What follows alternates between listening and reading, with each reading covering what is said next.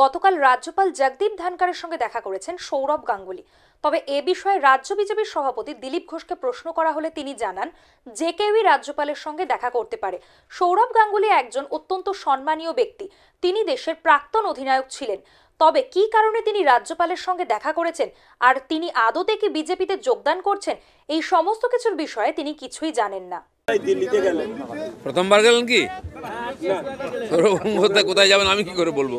উনি international figure, আমাদের VIP, বোর্ডের চেয়ারম্যান, সব জায়গায় যেতে পারেন।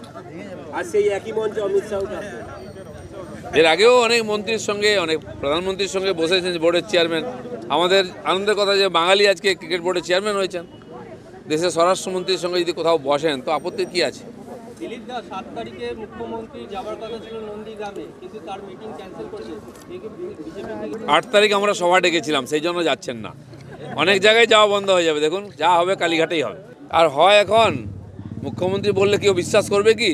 শিল্প যদি তুলে দেওয়ার সার্টিফিকেট পেয়েছেন, তিনি শিল্প বানাবেন, 10 বছর কটা শিল্প করেছেন, লিস্ট দিন, তাহলে লোকে বিশ্বাস করবে। ঠিক আছে, তো কোর্টে যান ওনারা, তার তো বিচার চলছে, যে দোষী হবে তাকে সাজা পেতেই হবে।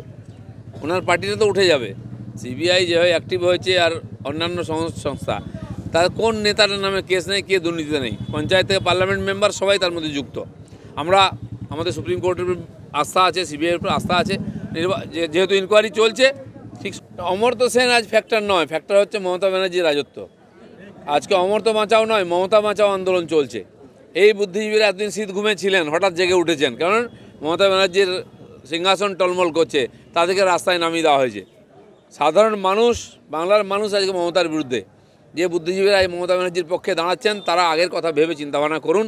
সাধারণ মানুষের ইচ্ছার বিরুদ্ধে কিছু করতে যাবেন না। সিঙ্গুরে কোনো, সারা পশ্চিমবাংলায় শিল্প হবে। আমরা করেছি সব জায়গায়, এখানেও করব। চলুন, ধন্যবাদ। সৌরভ গঙ্গোপাধ্যায়কে যদি বিজেপির মুখ্যমন্ত্রী পদপ্রার্থী করা হয়, তাহলে আপনারা কি মেনে নেবেন? আগে তো বিজেপিতে জয়েন করতে হবে, তো এটা টিএমসি নয় যে কেউ এসে হয়ে যাবে। জয়েন করতে হবে, খাটতে হবে, কাজ করতে হবে। তার যোগ্যতা থাকলে নিশ্চয়ই তাকে মানুষ যদি স্বীকার করে, পার্টি তাকে মাথায় করে রাখবে। চলুন।